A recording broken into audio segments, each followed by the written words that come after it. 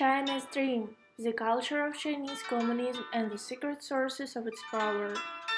This book has captured us with a beautiful and rich history of China, and we would like to introduce you with its magnificence.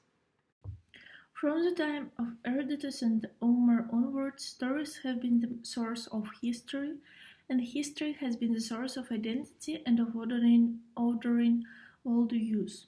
The second issue is the ways in which the party in coming to power and moving from a revolutionary to a governing force had to present itself as a forger of a new history not just for itself but for the nation. These complex issues of self-definition and self-understanding aren't helped by the fact that the Communist Party came to existence in China with a confused mission right from the first day it had members in the country during the very earliest era of the Republican period from 1911 onwards. In the years in which the party fought for power and tried to gain adherents, this was a powerful source of mobilization and incentive. The importance of the Chinese Communist Party's attitude towards China's history and its role within that is proved by the privileged place grant statements about these issues occupy in both the current state constitution of the People's Republic of China and that of the party. From its following an ideology which had a highly elaborated theory of history, the party was always in the business of proving through practice and its own development that this theory was correct. It is about turning one's back on a vision of optimism and the rights of the Chinese people to have this, with the China's Communist Party says it embodies. That of 1981 is a declaration of a party in power, the early aspirations partially delivered, and its stance vindicated.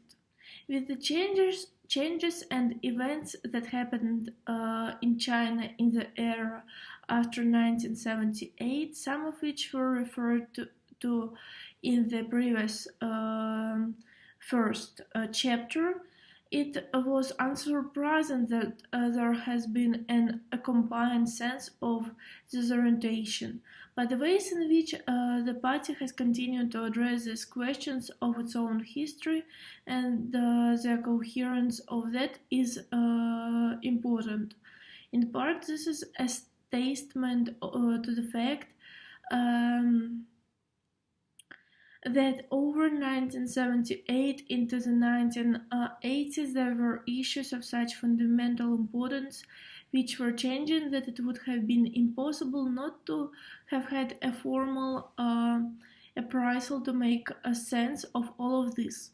The only new pillar of legitimacy that was added was the ways in which the party had to pump out GDP growth and be economically successful. That made a massive difference to the deployment of this language and the way it was received by audiences in China. This was an era in which it had passed through immense challenges to survive, and in which its storytelling through the mouth of Mao and others, and the ways in which it was able to relate to Chinese people's emotions, particularly those in the countryside, and create a tale, a mythos, which was meaningful, engaging, and instilled hope, and it was crucial and had urgency and potency. Moving to the chapter number 3, we would like to discuss Xi Jinping's era. There was a class struggle which was unnecessary after 1978. Chinese Communist Party chose to select only certain events of the history and forget the rest, like amnesia was the best balm. The problem of party's ideology and its mix of classical Chinese philosophy and Marxism Leninism, which led to a hybrid identity of China's Communist Party. Xi Jinping isn't a theorist. Wasn't a theorist. He was a practicing politician who viewed part as a business of politics and a political entity. So he married Chinese Communist Party socialist values with market economy to bring profits into the country. Um, Part has undergone a restation under Xi, and it changed and adapted to the new world. But unfortunately, because of the changes and the new market economy, China became unequal. Middle class became the key figure to future economic growth. At heart, Chinese Communist Party is a faith community with a goal to create positive progress in society to continue being in power, unlike the USSR. The anti-corruption movement with the aim to make people work for the ideological goal rather than for money and personal wealth. So this movement has more of a political function. It made sure Xi's hold on power and cleaned the party from ministers who weren't loyal to party and Xi. So as a result, anti-corruption movement created loyal and unified top-level officials. China, in the eyes of the West, should be seen as a one-party system with a strong connection between its citizens and its roots. So there will no tolerance towards people who would like to try to change it. The problem of moral crisis and legitimacy of China's Communist Party's rule became the main issue in the country. After 1949, there was a goal to rebuild economy and create a new Chinese person. It means to change their nature. Cultural revolution served as a final act of remarking human nature and post-reforming period as viewed as age of cynicism.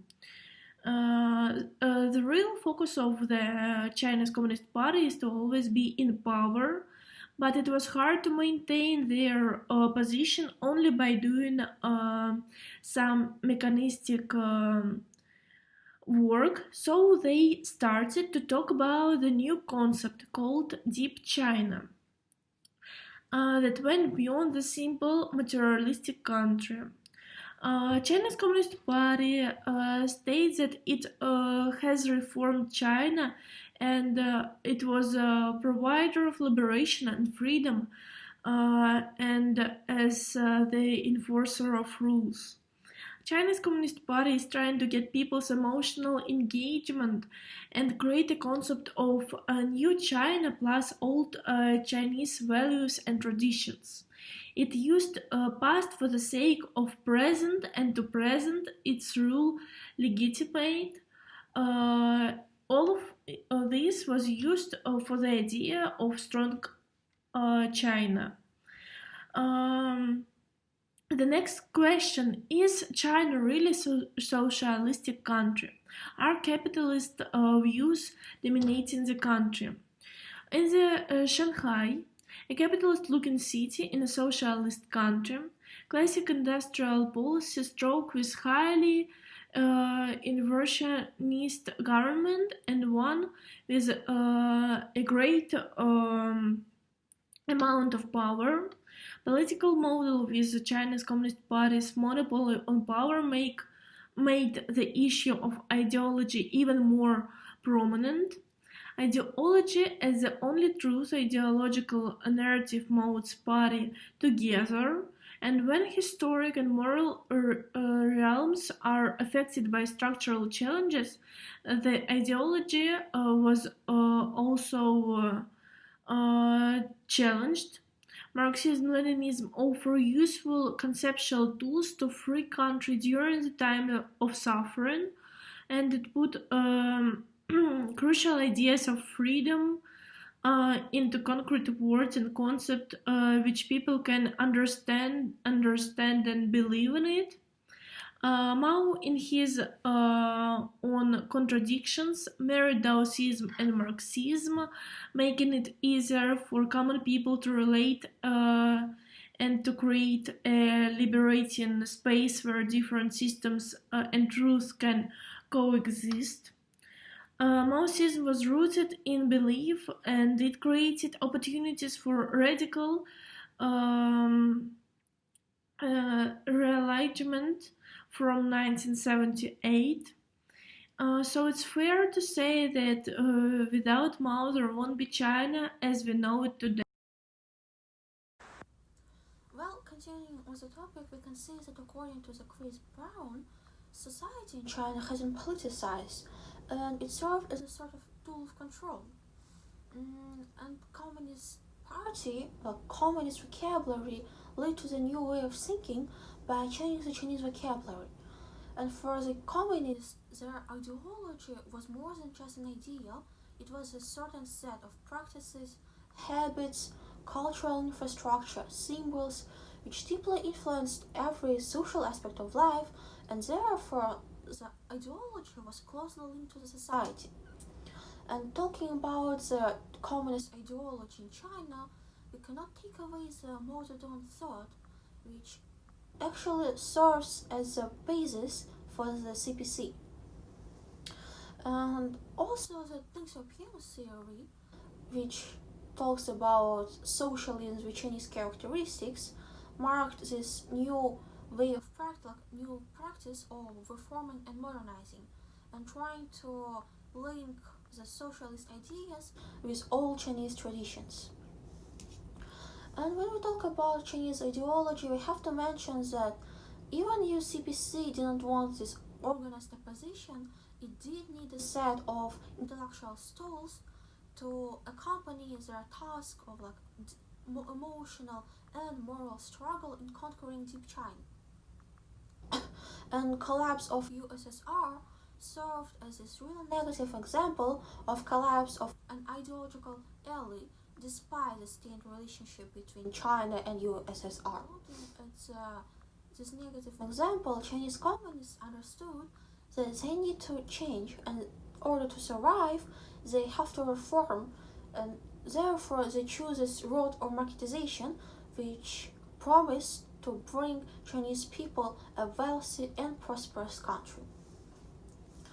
And in nowadays, in the recent decades, Xi Jinping's speech in 2012 actually marked the use of ideology as a tool of power for CPC, and his main 9 keywords, such as strong, democratic, cultured, harmonious, freedom, equality, fairness, rule by law, and patriotism, mark this creation of a political system which is supported by the belief system. For Xi Jinping eras, it is really evident how they adapt this new attitude towards the party's aesthetic, and therefore they adapt a new a new attitude towards art and their approach to art. Because in the last decades, party did not really like to talk about art, and they always view art as something which is something really distant from the party. But in Xi Jinping era, we can see that he changes his approach, and he believes that the art therefore has to have this higher moral purpose to fit in the party's narrative. And I think that Kevin Brown's book actually centralized around the idea of ideology and how ideology influenced not only the political decisions of the party, but it also influenced the social life of this nation. And maybe the one thing that impressed me the most about this book was how well the Carol Brown was able to actually explain the CPC's approach towards their policies on ideology. and actually how well is China is able to execute their certain actions to fit into their party's narrative, and how these actions actually play a really important role in the minds of Chinese people. And I believe that I cannot imagine like China without its communist ideology. And maybe it is hard to imagine a Chinese person without their mind influenced by some actions, by some words, some policies implied by the party. And maybe the most important lesson to be learned from this book is how important is to be able to actually present your idea and present your narrative of the story, so you can be in power. And that is something which need to be learned, I believe, by a lot of politicians, and not only politicians, but just by ordinary people, if they want to create this really strong sense of connection to other people, and they want to create this really strong teamwork.